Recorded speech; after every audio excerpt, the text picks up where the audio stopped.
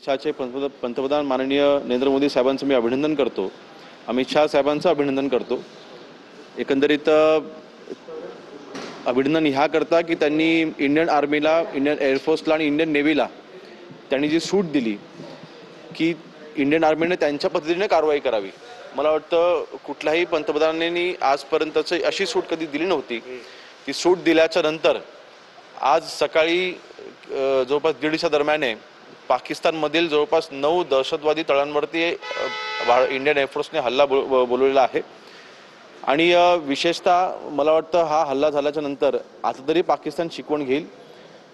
परंतु मला वाटतं ही फक्त पहिली कारवाई आहे. आज भारताने म्हणजे आपण म्हणतो ना की वाघाने अजून फक्त पंजा उगारलेला आहे, अजून जबाड उघडायचा आहे.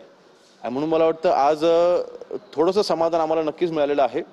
एक भारतीय म्हणून माझ्या मनातली भावना ही एकच आहे की लवकरच आपल्या भारताने POK देखील ताब्यात घ्यावं अशी आमची एक भारतीय म्हणून इच्छा आहे. मला वाटतं